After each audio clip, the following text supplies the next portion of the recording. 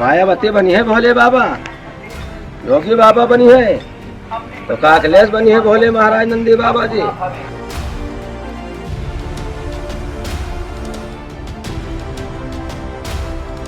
नमस्कार, धर्म ज्ञान के दर्शकों का स्वागत है और मैं हूं आपके साथ कविता राणा। यूपी विधानसभा चुनाव को लेकर हर राजनीतिक दल तैयार है। इस बार चुनाव में जहां असल मुकाबला भाजपा और सपा के बीच में है, तो वहीं यूपी के बाहर की कई क्षेत्र पार्टियां भी इस बार अपनी किस्मत आजमाने में जुटी हुई हैं। यूपी को अपना बनाने के लिए देखिए तमाम राजनीतिक पार्टियों ने एड़ी चोटी का जोर लगा रखा है। आलम यह है कि अब की बार का यूपी चुनाव नेताओं के लिए किसी अग्नि परीक्षा से कम नहीं है, क्योंकि इस बार जनता का जनादेश ही नेताओं के राजनीतिक करियर की दिशा और दशा दोनों ही तय करेगा। बयानबाजी के बीच उम्मीदवारों की लिस्ट और नतीजों से पहले चुनावी भविष्यवाणियों का सिलसिला थमने का नाम नहीं ले रहा है। इस बीच एक ऐसी भविष्यवाणी सोशल मीडिया पर वायरल हो रही है जिसने राजनीतिक गलियारों में तहलका मचा दिया है। जी हाँ, अब तक हम आपके लिए देश भर के ज्योतिषाचार्यों की चुनावी भविष्यवाणियां लेकर आए हैं, लेकिन आज हम आपको एक ऐसी भविष्यवाणी के बारे में बताएंगे जिसे करने वाले कोई और नहीं बल्कि महादेव के नंदी महाराज है। जी हाँ, सोशल मीडिया पर वायरल हो रहे इस वीडियो में देखा जा सकता है कि एक व्यक्ति जो नंदी बैल को लेकर आया, वो भोजपुरी भाषा में नंदी महाराज से बात करता है और नंदी महाराज भी इशारों ही इशारों में जवाब दे देते हैं। मायावती बनी है भोले बाबा, योगी बाबा बनी है तो काकलेश बनी है भोले महाराज नंदी बाबा जी। अखिलेश बनी है अब एक दफा और पूछा एक दफे एक बार और पूछ लिया। महाराज बताए दो भोले बाबा जी, मायावती जीती हैं तो कब भोले बाबा योगी बाबा जीती है महाराज, अखिलेश जीती है भोले बाबा जी है। तो व्यक्ति पूछता है कि मायावती बहनिया महाराज, तो बैल नाम में सर हिलाते हैं। वो दूसरा सवाल पूछता है तो का योगी बाबा जीते या भोले बाबा, तो नंदी फिर से नाम में सर हिला देते हैं। लेकिन जैसे ही व्यक्ति पूछता है तब का अखिलेश भैया, इस पर नंदी बैल हाँ में सर हिला देते हैं। तो देखिए ना, नंदी महाराज की इस भविष्यवाणी में कितनी सच्चाई है, ये तो चुनावी नतीजे साबित करेंगे। क्या सच में ये बैल भविष्यवाणी करता है या फिर इसे ये सब पहले से सिखाया हुआ है, इसका भी हमें कुछ पता नहीं।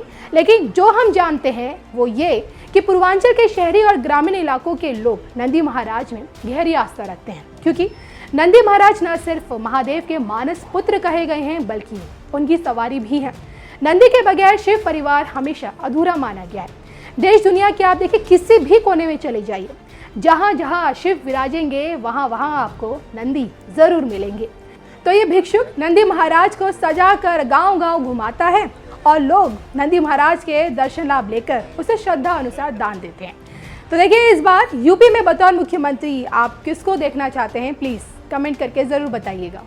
सभी मेघालय वासियों को राज्य की स्थापना के गोल्डन जुबिली सेलिब्रेशन की बहुत बहुत बधाई। मेघालय के निर्माण और विकास में योगदान देने वाले प्रत्येक व्यक्ति का मैं आज अभिनंदन करता हूं। 50 साल पहले जिन्होंने मेघालय के स्टेटहुड के लिए आवाज उठाई, उनमें से कुछ महान विभूतियां इस समारोह में मौजूद है। उनको भी मेरा प्रणाम। साथियों, मुझे अनेक बार मेघालय आने का सौभाग्य मिला है। जब आपने मुझे पहली बार प्रधानमंत्री के तौर पर सेवा का अवसर दिया, तब मैं शिलोंग में नॉर्थ ईस्टर्न काउंसिल मीट में हिस्सा लेने आया था। 3-4 दशक के अंतराल के बाद एक प्रधानमंत्री का इस आयोजन में हिस्सा लेना, शिलोंग पहुंचना मेरे लिए अविस्मरणीय अनुभव था। मुझे खुशी है कि पिछले 50 साल में मेघालय के लोगों ने प्रकृति के पास होने की अपनी पहचान को मजबूत किया है। सुरीले झरनों को देखने के लिए, स्वच्छ और शांत वातावरण अनुभव करने के लिए, आपकी अनूठी परंपरा से जुड़ने के लिए देश दुनिया के लिए मेघालय आकर्षक स्थान बन रहा है। मेघालय ने प्रकृति और प्रगति का, कंजर्वेशन और इको सस्टेनेबिलिटी का संदेश दुनिया को दिया है। खासी, गारो और जैंतिया समुदाय के हमारे भाई बहन इसके लिए विशेष तौर पर सराहना के पात्र है। इन समुदायों ने प्रकृति के साथ जीवन को प्रोत्साहित किया और कला, संगीत को समृद्ध करने में भी प्रशंसनीय योगदान दिया है।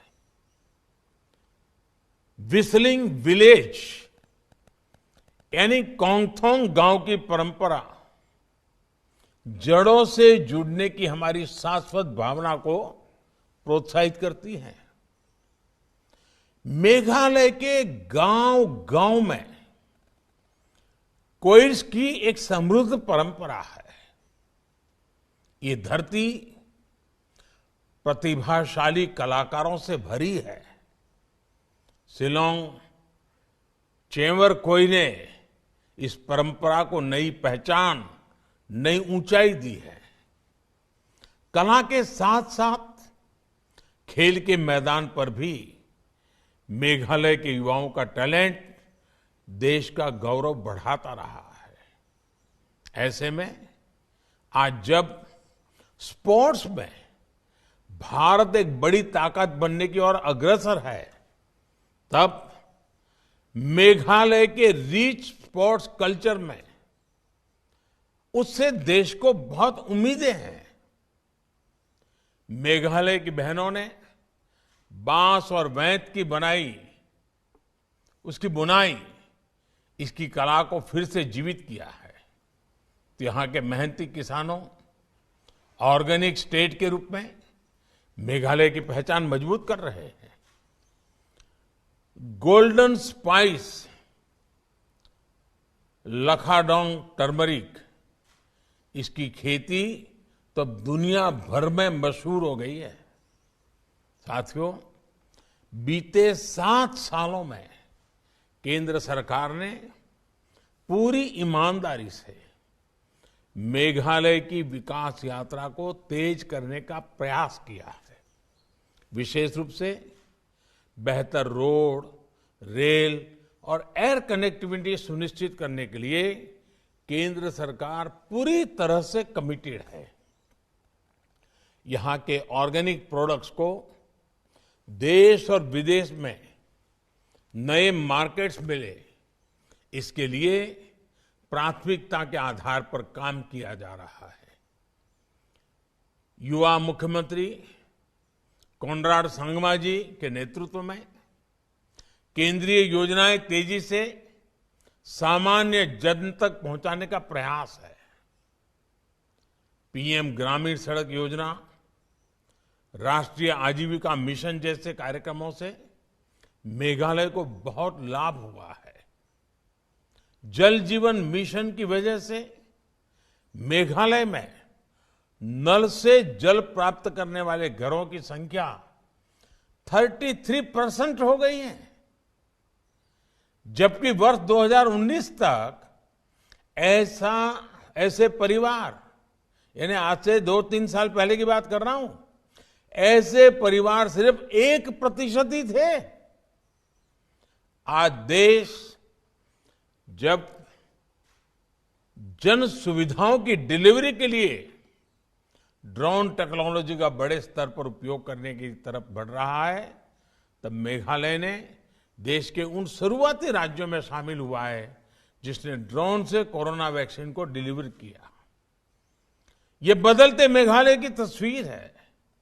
भाइयों और बहनों, मेघालय ने बहुत कुछ हासिल किया है, लेकिन अभी भी मेघालय को बहुत कुछ हासिल करना बाकी है। टूरिज्म और ऑर्गेनिक फार्मिंग के अलावा भी मेघालय में नए सेक्टर्स के विकास के लिए प्रयास जरूरी है। मैं आपके हर प्रयास के लिए आपके साथ हूं। इस दशक के लिए आपने जो लक्ष्य रखे हैं उन्हें हासिल करने के लिए हम मिलकर काम करेंगे। आप सभी को बहुत बहुत शुभकामनाएं। Thank you.